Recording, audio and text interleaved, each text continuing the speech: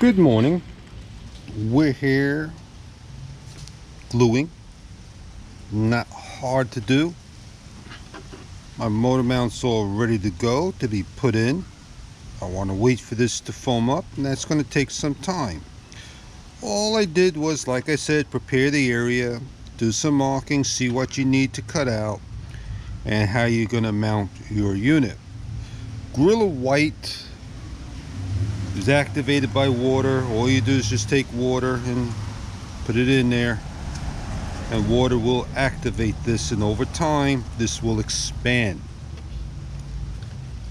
So this is going to take a half an hour to do, and then we'll figure out if we're going to just start to shave this, get some longer bolts, see if I can get this in and try to get the angle and position I need. So that's the steps for doing the mount. As soon as it dries, we'll get it in there for you. We look at the foam as it's curing. I'm not going to wait a day for it to settle in. So I am going to simply now work on it. And I may be able to shape it, cut it, sand it if I had a Dremel tool. So that's what Gorilla White Glue does, right?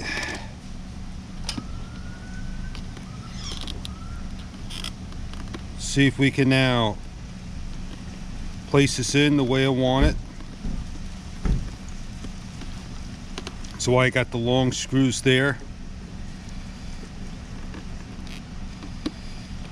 I'm pretty good on that. I got my backing. I know if I put my cover on, I got my clearance. And just want to give a little bit more of a press. Let me just do one thing. If there's any water in here, let's get it out. Not going to harm a motor. They're waterproof.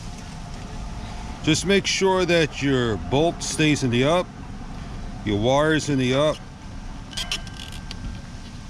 and that this falls into the place you want it to go. So I could sit here and I could press it, I could turn it, I could add more glue. It's a little rubbing because that's the pressure over here underneath the cowl. That'll wear in. Got my angle. Now I'm going to just work this back, the glue in the back, up. I don't want to use my knife. Maybe I want to use a old Q-tip and take the foam off of it, the cushion.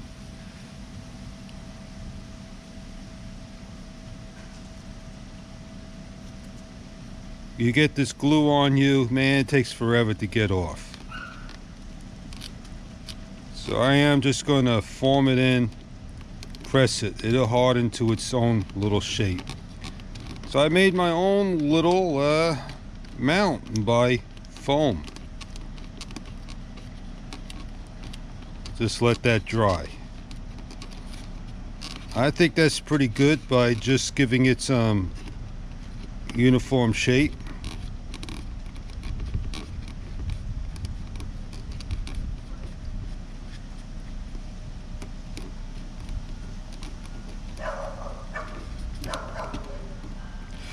All I need to do now is, it's going to be just a little hairy.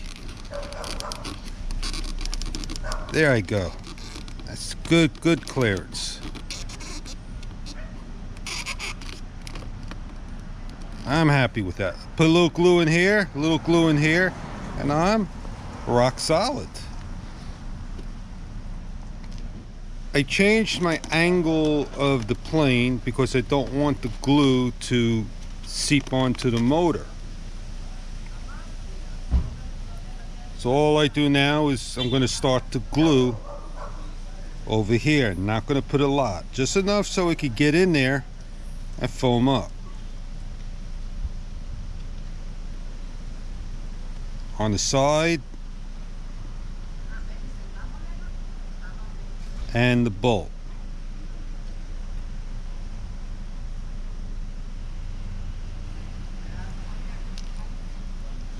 If I don't want the glue to sit there, I do that. Now this is the hard part.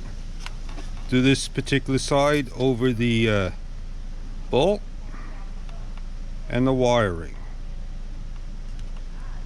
I'm all done. Keep an eye on that. Watch it. Put one little drop right here.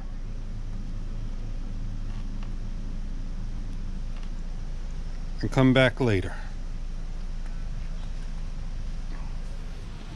It is safe to say that the job is done.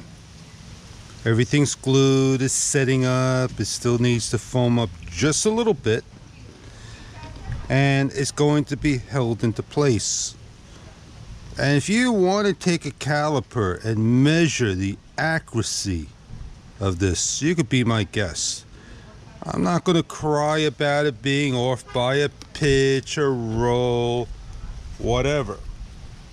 I'm happy I should get underneath the plane and make enough lift. If I need to, I'm good. So you can see I still got a little bit of play.